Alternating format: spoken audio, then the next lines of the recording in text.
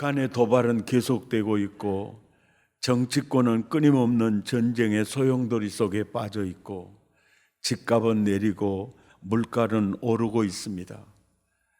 뉴스를 들을 때마다 불안한 뉴스들 뿐이고 나도 모르는 사이에 불안한 마음이 우리 자신들을 사로잡고 있는 걸 볼 수가 있습니다.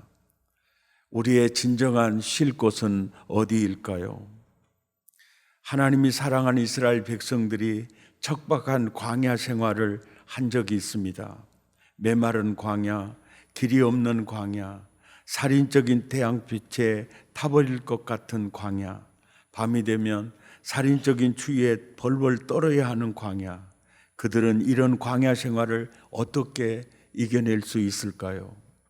그 역사적 사건을 보면 오늘 광야 같은 세상을 살아가는 내가 어떻게 살 수 있을까 길을 발견할 수 있습니다. 하나님께서 광야 이스라엘 백성들에게 오아시스를 허락하셨습니다. 그 광야의 오아시스가 뭐냐? 오늘 본문 21절을 보면 바로 속죄소를 궤 위에 얹고 내가 네게 줄 증거판을 궤 속에 넣으라. 바로 지성소를 말씀하고 있습니다. 십계명 돌판이 담겨져 있는 법궤 위에 속죄소가 있습니다. 바로 그 속죄소가 있는 곳이 바로 지성소입니다. 22절에 보니까 이렇게 말합니다. 이스라엘 백성들에게 내가 거기서 너와 만나고 거기서 너와 만나고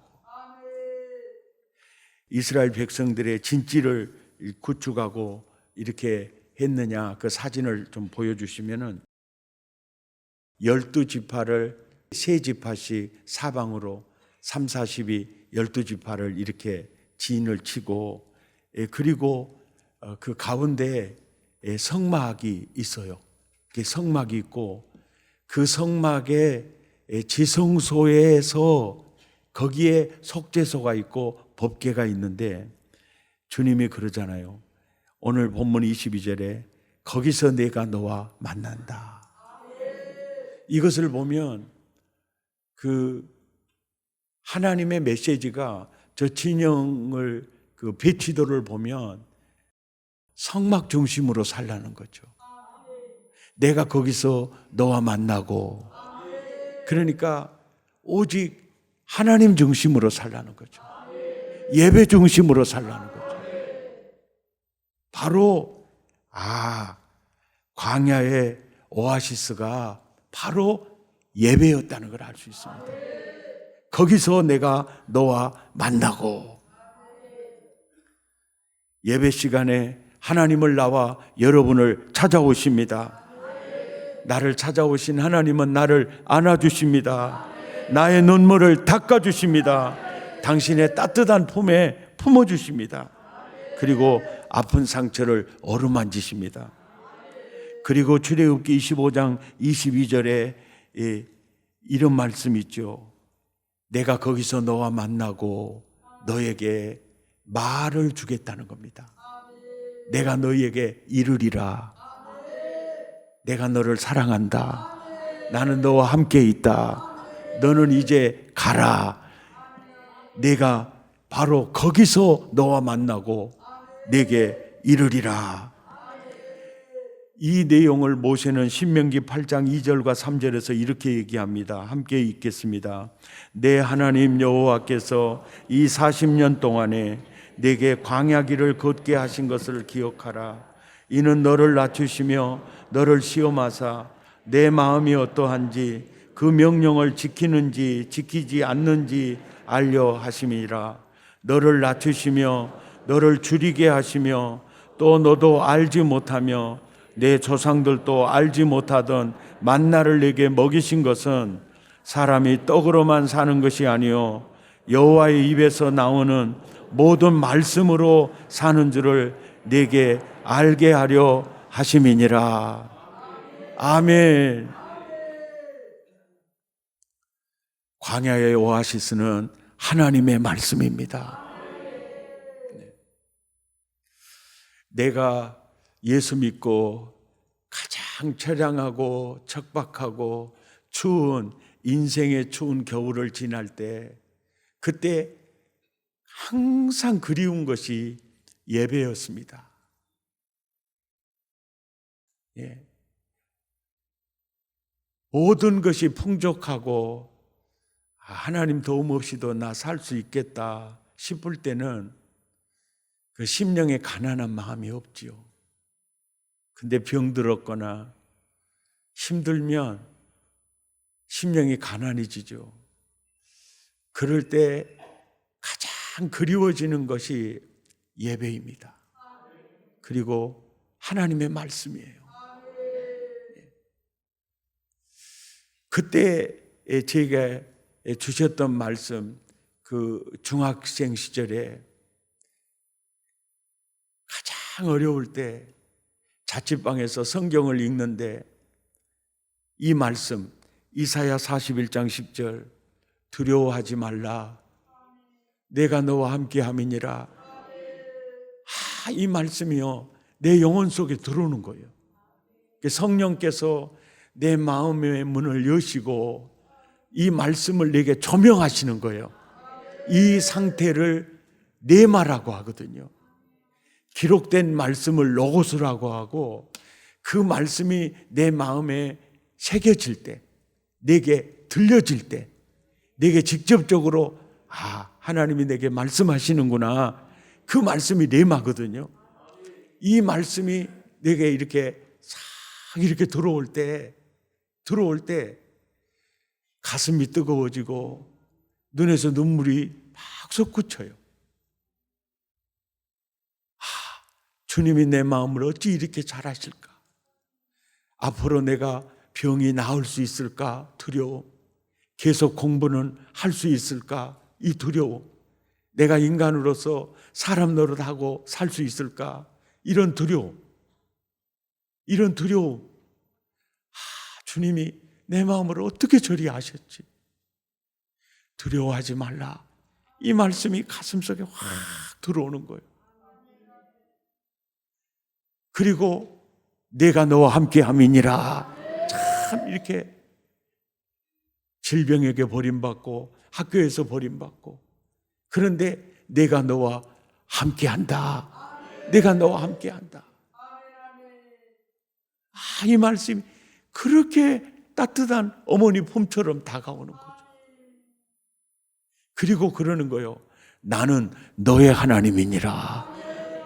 너무 좋아. 너의 하나님이니라. 내가 너를 굳세게 하리라. 참으로 너를 도와주리라.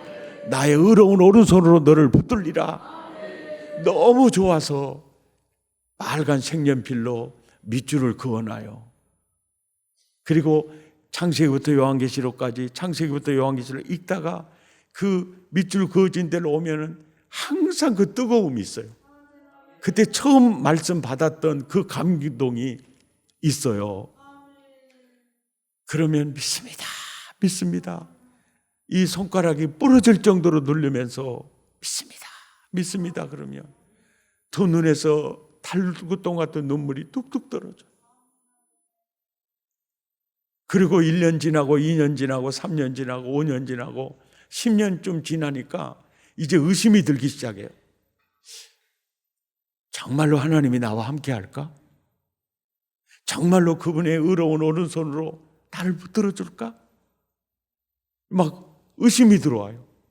의심이 막 들어오면 막 하면서 믿습니다 막 그러고 막 그렇게 해요. 이거는 또 내가 체면 거는 거 아닌가? 또 이렇게 또 막 소용돌이 치고 20년이 지나고 30년이 지나면요, 이 말씀이 사실이었다는 걸 느껴져요. 사실이구나. 예. 하나님의 말씀은 빈말이 아니구나. 하나님의 말씀은 빈말이 아니구나. 이게 깨달아져.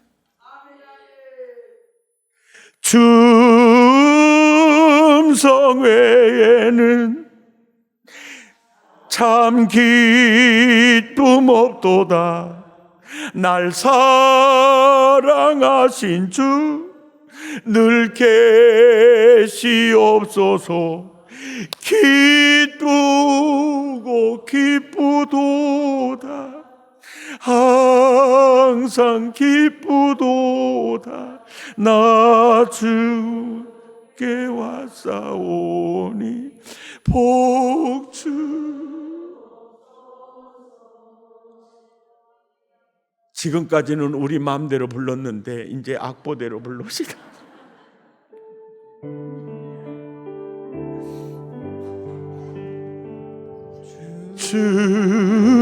춤성 외에는 참 기쁨 없도다.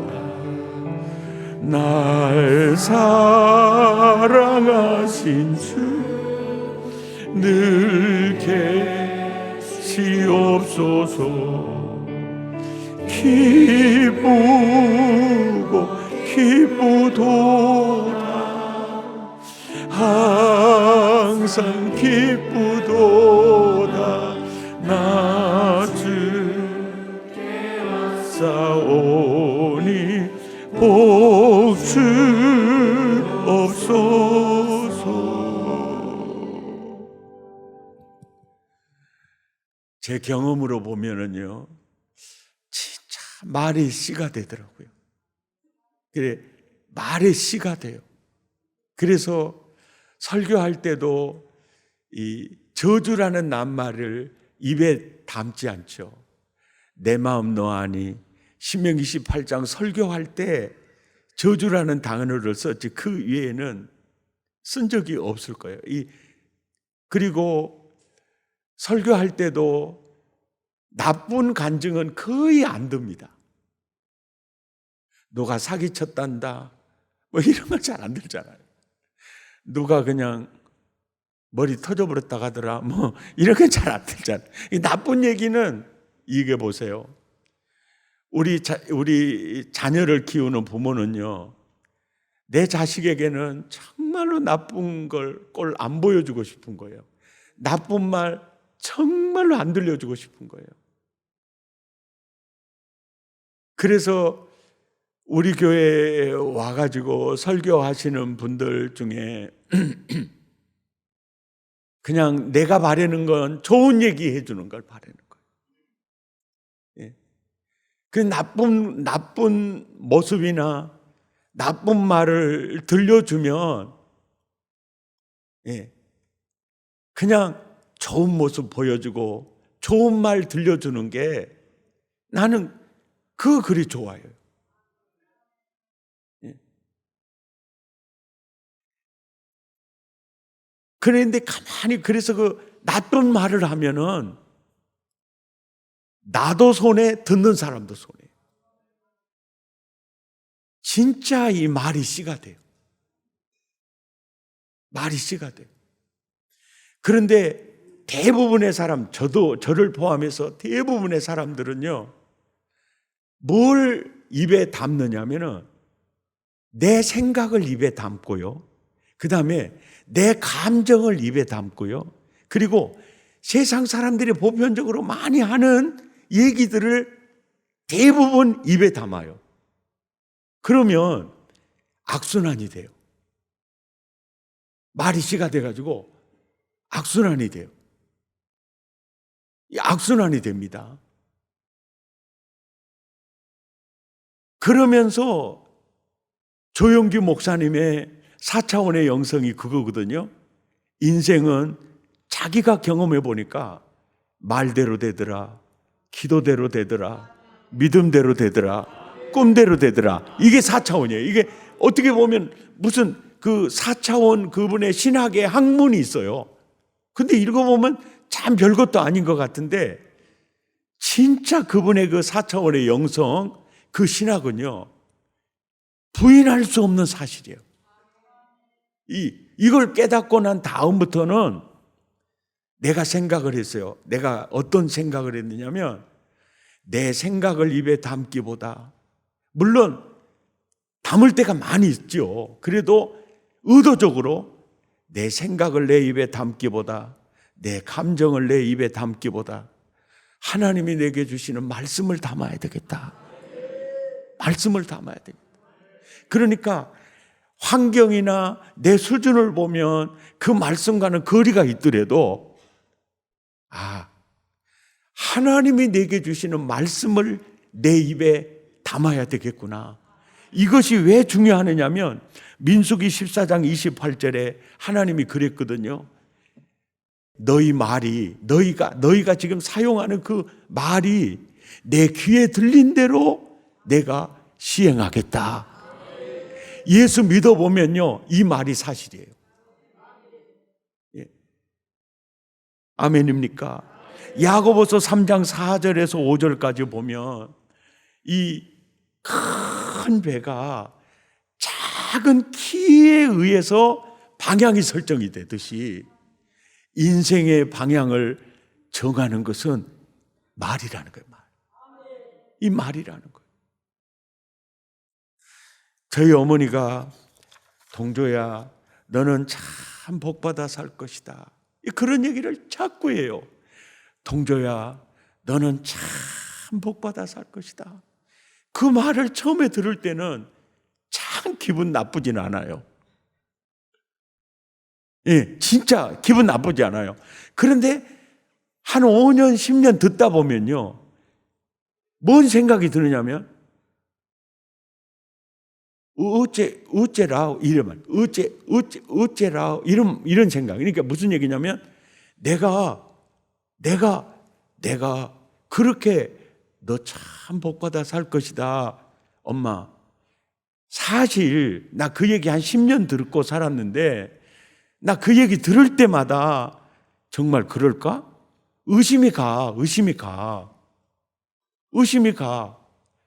나는 엄마 말처럼 너 큰 복받아 살 것이다. 안 그럴 것 같다니까?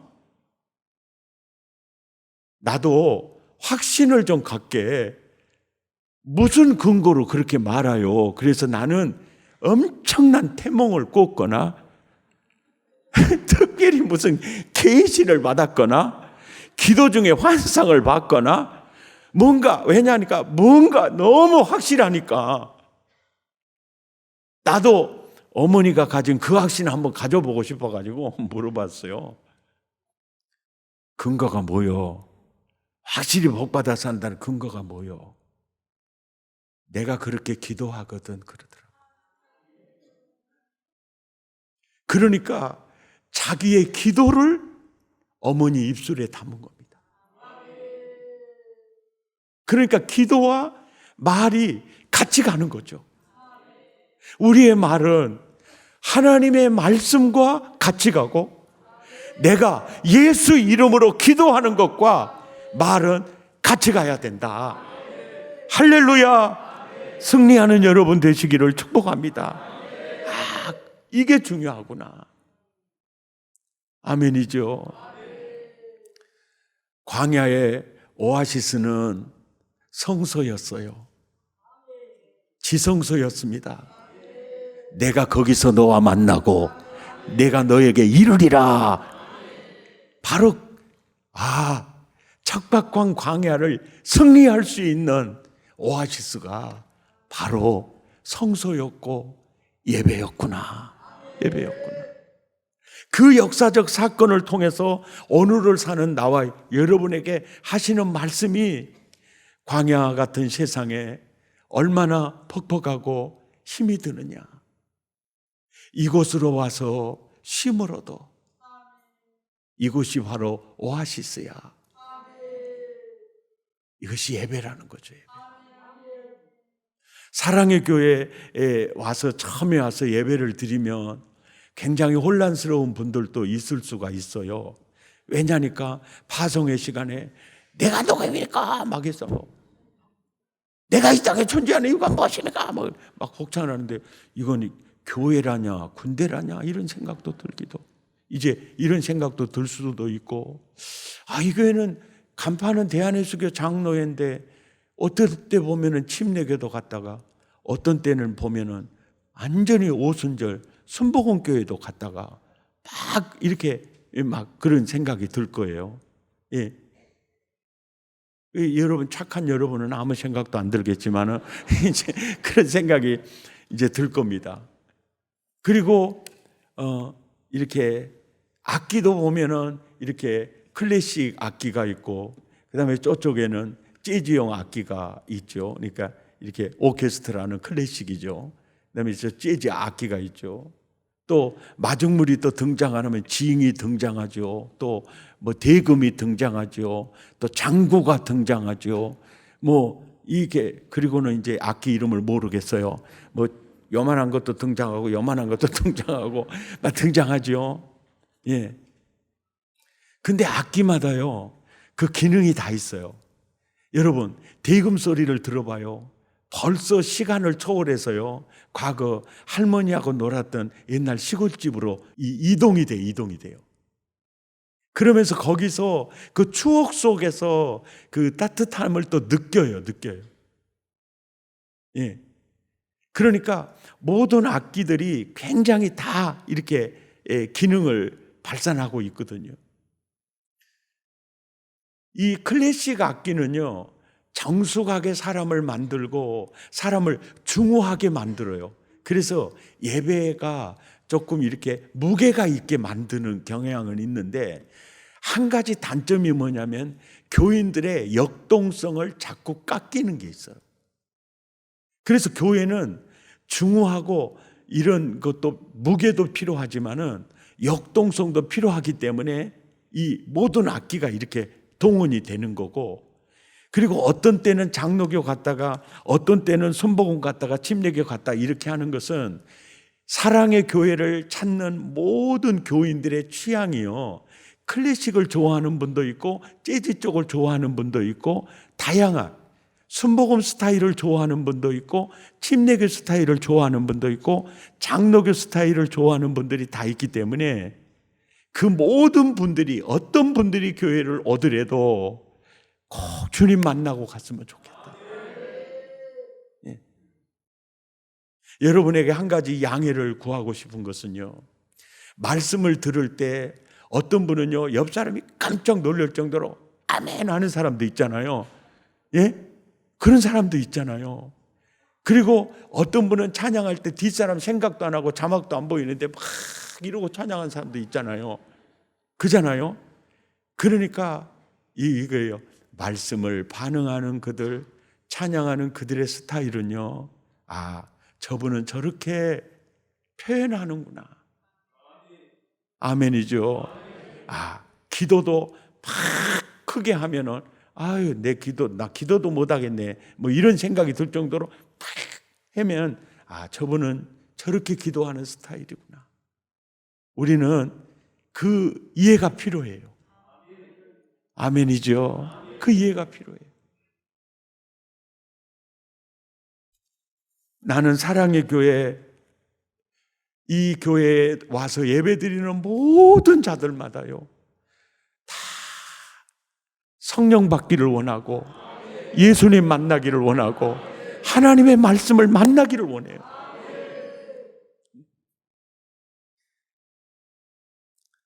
먹고 사는데 아무 불편함이 없어도요, 예배 멀리하면 오아시스를 멀리한 것과 같아서요, 공고해집니다.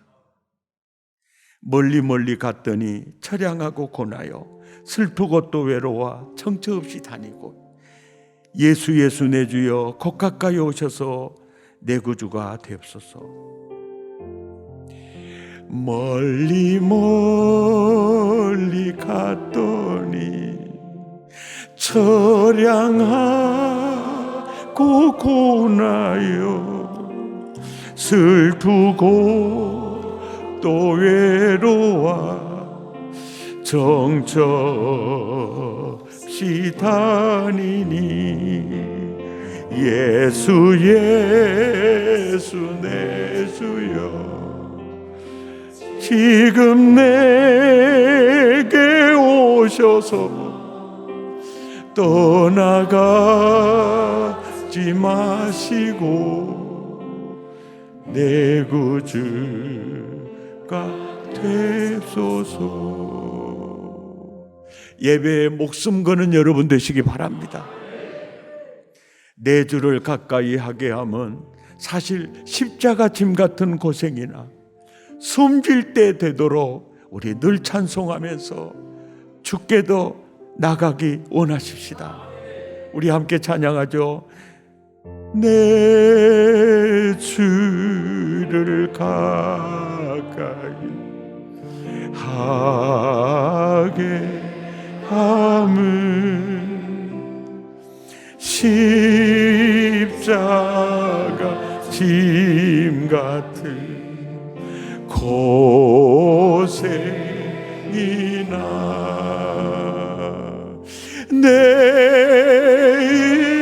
일생 소원은 늘 찬송하면서 주께도 나가기 원합니다.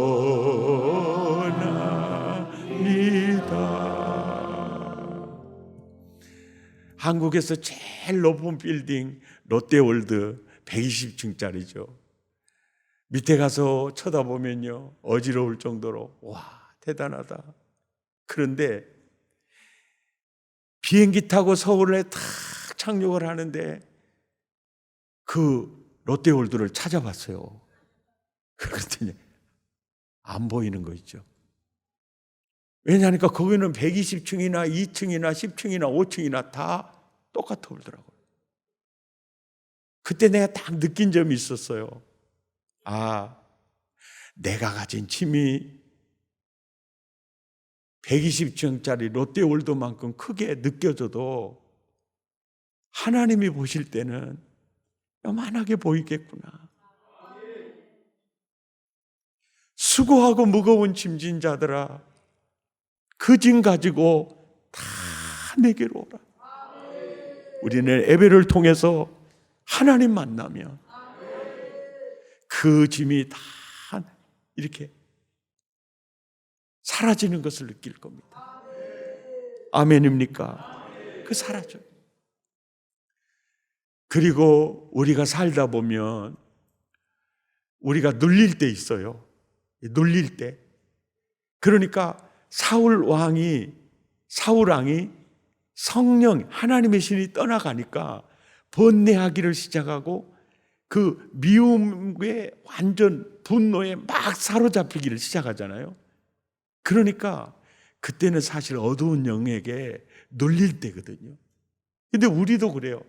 괜히 짜증날 때도 있고 괜히 원망하고 진짜 날마다 직장에 출근해서 죽도록 충성해가지고 돈 벌어오는 그렇게 훌륭한 남편, 십자가 지신 예수님과 같은 남편인데도 그렇게 남편 꼴보기가 싫네요.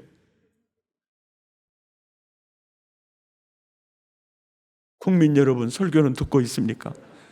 가만히 생각해 보세요.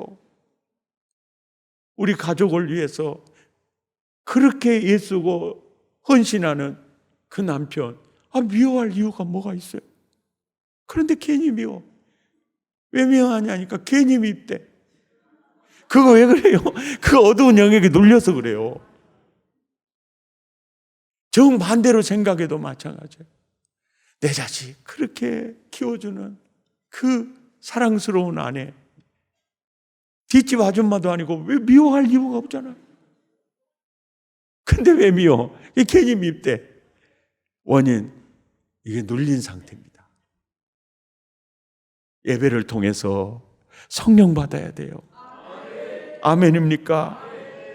요한복음 8장 32절에 진리를 알지니 진리가 너희를 자유롭게 하리라. 요한복음 8장 36절에 아들이 너희를 자유롭게 하면 참으로 자유로우리로다. 그 예배를 통해 예수님 만나면 돼요. 그러면 예수님이 그 모든 결박 풀어주십니다. 예수 결박 푸셨도다. 예수 결박 푸셨도다. 결박 푸셨도다. 나의 결 푸셨도다. 나는 자유의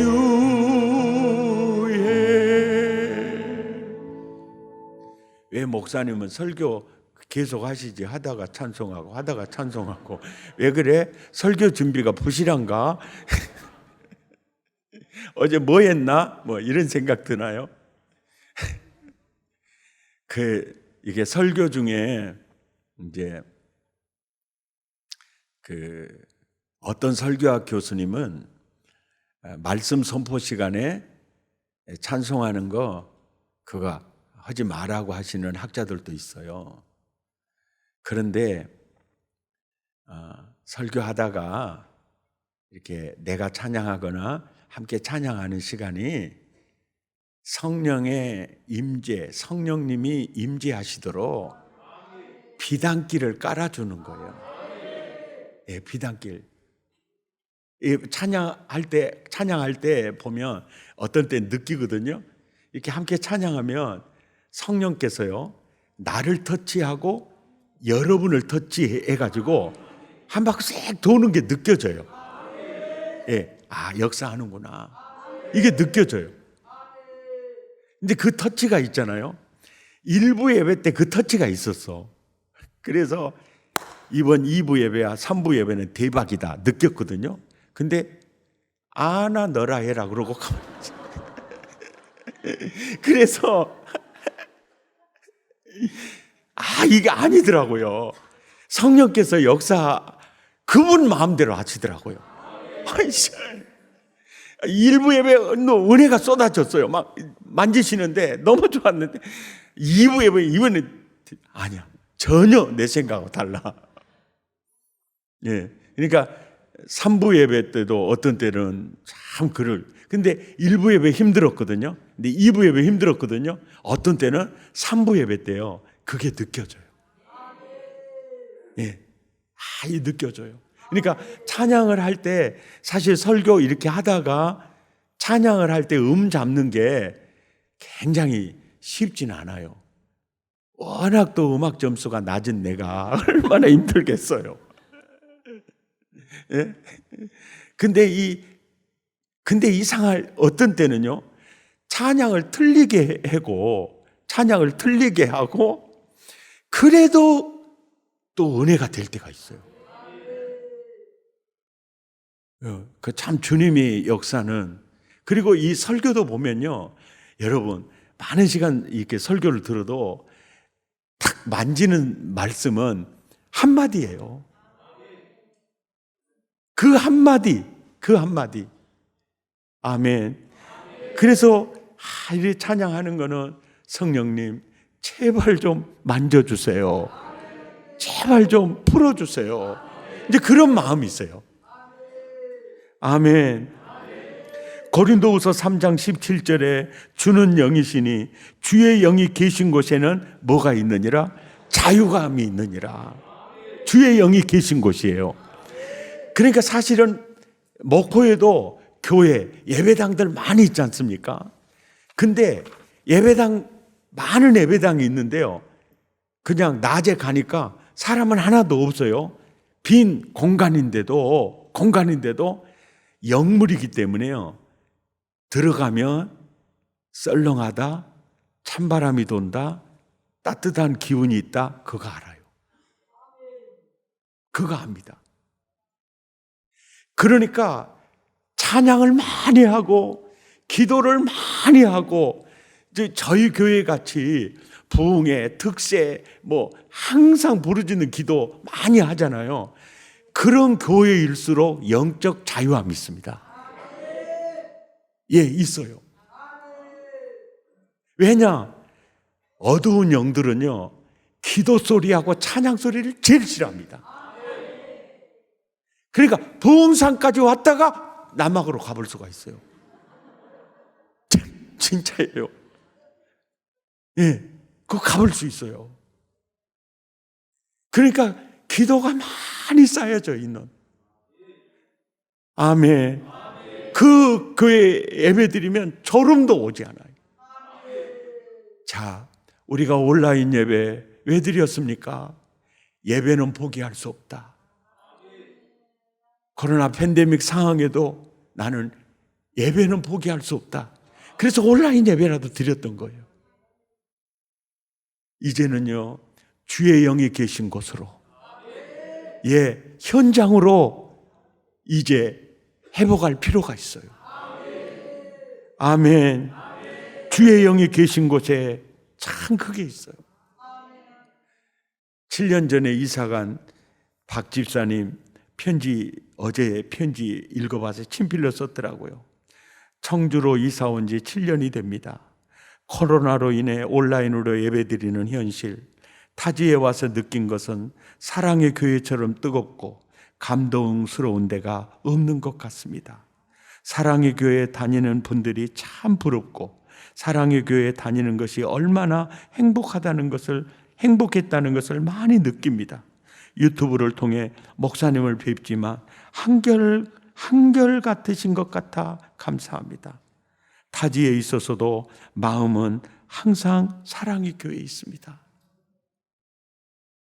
이게 있을 때는 모르는데요, 이렇게 이사 딱 가서 내가 머리둘 교회가 어디냐 찾아보면 힘든 것 같아요.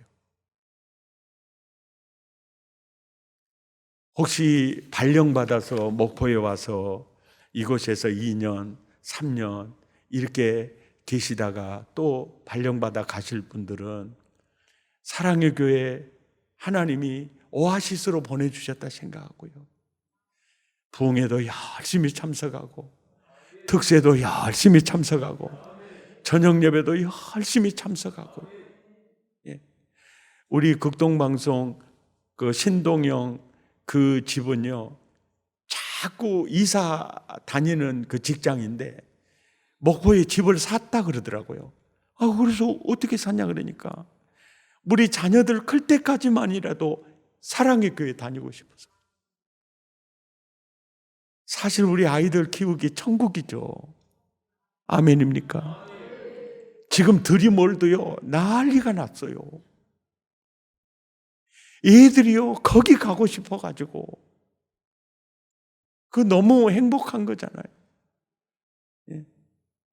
아멘. 참 행복한 것이죠. 지난주에도 주차 문제 때문에 방송을 많이 하더라고요. 나중에 알아보니까 주차장 입구에 차가 좀 세워져 있어가지고 좀 힘들었다고 그러는데, 참 예배 은혜스럽게 드리고 주차장에서 시험 들면 안 되잖아요. 은혜 다 쏟아. 그래서 우리 교회도 제일 은혜가 많은 것이 주차장이라고는 해요. 왜냐하면 그게 전부 다 쏟아놓고 가니까.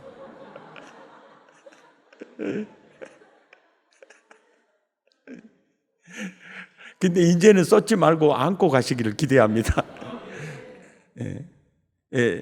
안식월 때 여러 교회 방문해가지고 예배 드리면 우리 교회 주차 공간은 굉장히 좀 좋은 편이에요. 왜냐하면 층층별로 주차장을 이래 해놓으면요, 빠져나오는 시간이 굉장히 길어요. 20분 만에 나왔는데 아예 딱 그렇게 마음을 먹으면 훨씬 편해요. 기도하라고 하나님이 그러신갑다. 이게 어떤 차가 앞을 막고 있다면은 요즘 내가 기도 안 했더니 주님이 기도하시라고 한갑다 그래가지고 거기다가 창에다가 기도원 써놓고 기도하세요. 그냥 기도하세요.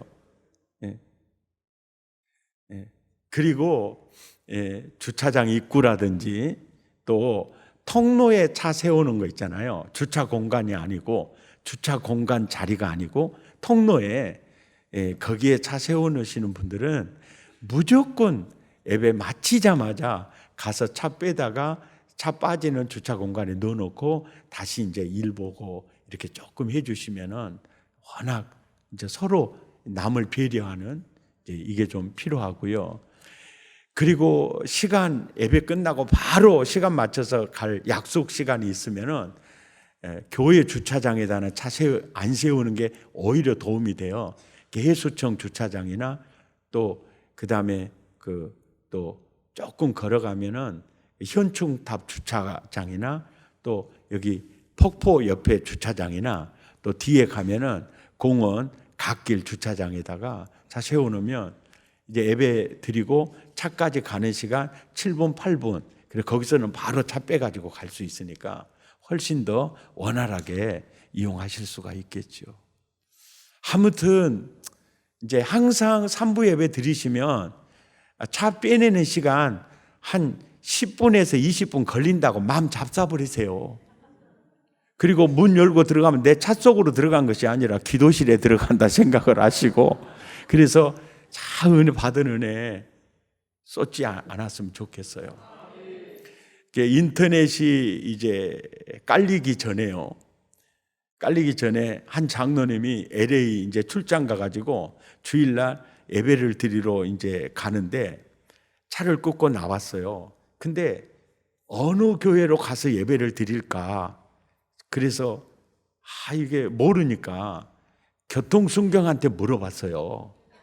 여기서 내가 오늘 뜨겁게 예배를 드리고 싶은데 어디 교회로 가면 쓰냐 그러니까 교통순경이 자기가 데려다 준다고 이렇게 자기를 따라오라고 그래요. 그래서 갔대요.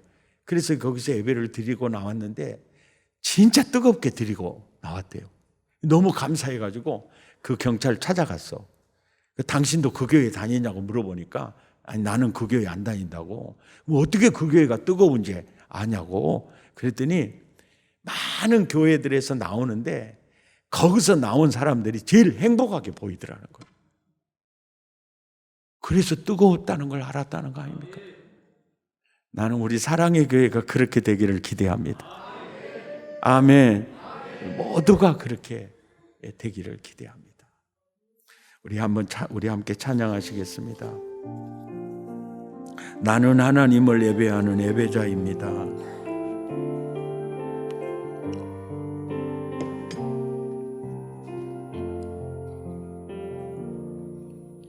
나는 하나님을 예배하는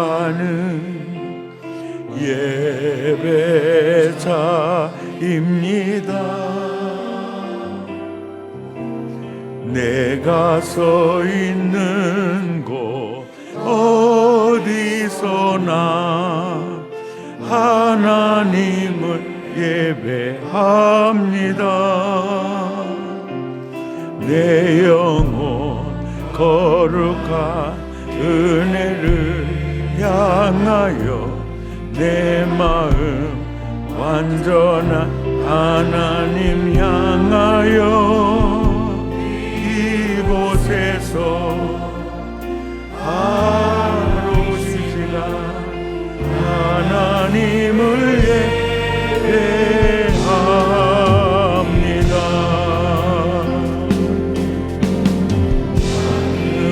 하나님을 예배하는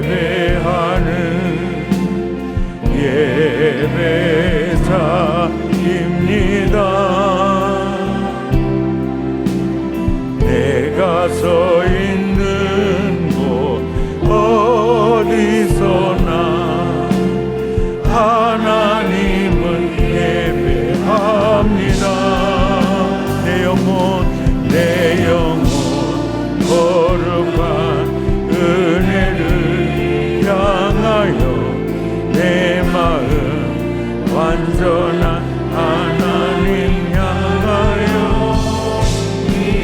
이곳에서 바로 이 시간 하나님을 예배합니다.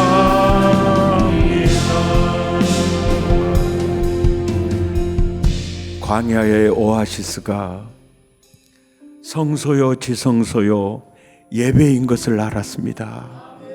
이 척박한 광야 같은 세상에서 예배의 승리자 되기 원합니다. 우리 마음을 토하고 입술을 열어 함께 기도하겠습니다. 하나님, 나는 예배자입니다. 나는 예배자입니다. 나는 예배자입니다. 주여, 나는 예배자입니다. 주여, 나는 예배자입니다. 주의 영이 계신 곳에는 자유함이 있느니라. 진리를 알지니 진리가 너희를 자유케 하리라. 아버지 온전히 회복시켜 주옵소서. 온전히 회복시켜 주옵소서. 주님 온전히 회복시켜 주옵소서. 주여 온전히 회복시켜 주옵소서. 온전히 회복시켜 주옵소서. 주여 주여 온전히 회복시켜 주옵소서.